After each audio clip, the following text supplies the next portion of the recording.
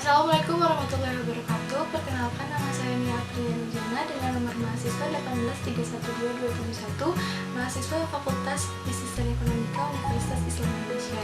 Video ini ditujukan untuk memenuhi tugas akhir dari mata kuliah Manajemen Keuangan 1 dengan dosen penampu yang terhormat Ibu Riana Mahfuroh. Jadi saya akan menjelaskan 3 materi pilihan dari materi keseluruhan yang telah disampaikan pada semester 5. Yang pertama saya akan menjelaskan tentang risk and return. Jadi return itu ada 3.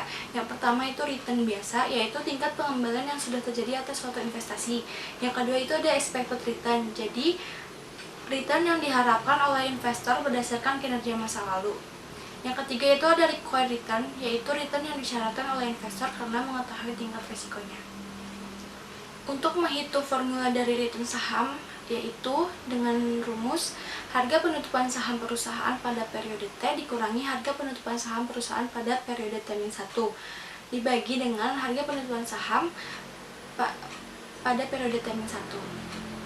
Selanjutnya untuk menghitung formula dari expected return, yaitu tingkat keuntungan pada probabilitas tertentu dikali dengan tingkat probabilitas tertentu.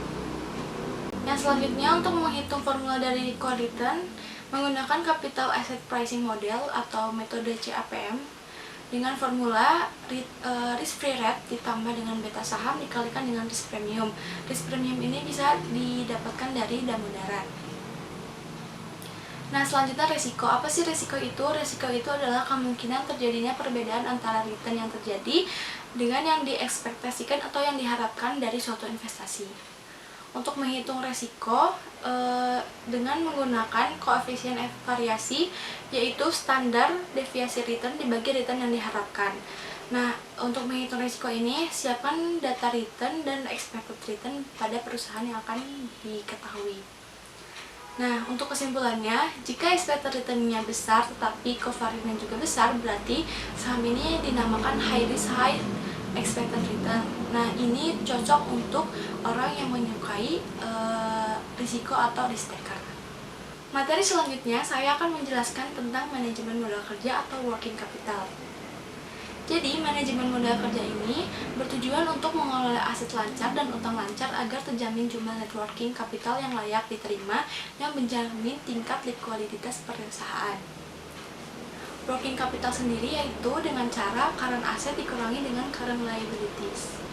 Nah, terdapat sumber modal kerja yang pertama dari hasil operasi perusahaan, keuntungan dari penjualan surat-surat berharga, penjualan aktiva tetap, penjualan saham atau obligasi, dan sumber lainnya seperti pinjaman dari kredit bank. Nah, metode untuk keterikatan modal kerja ini dengan cara rata-rata periode terikatnya modal kerja dikalikan dengan rata-rata pengeluaran kas setiap hari. Selanjutnya, saya akan menjelaskan materi yang ketiga, yaitu tentang analisis laporan keuangan. Analisis laporan keuangan sendiri adalah proses meninjau atau menganalisis laporan keuangan perusahaan untuk membuat keputusan ekonomi yang lebih baik untuk mendapatkan penghasilan di masa depan, dan ditunjukkan untuk pengguna dari informasi laporan keuangan sendiri seperti debitor, kreditor, investor, dan manajemen perusahaan. Pada analisis laporan keuangan terdapat analisis bisnis. Nah, analisis bisnis sendiri ada 2, yaitu analisis internal dan analisis eksternal. Nah, analisis eksternal sendiri seperti struktur ekonomi, analisis customer, kompetitor dari perusahaan tersebut, dan regulasi pemerintah. Nah, sedangkan pada analisis internal seperti tujuan atau misi dari perusahaan tersebut, produk dan servis dari perusahaan tersebut, produk life cycle, supply chain, pemasaran dan penjualan, dan human resource. Pada analisis laporan keuangan terdapat analisis rasio. Yang pertama itu adalah operating ratio.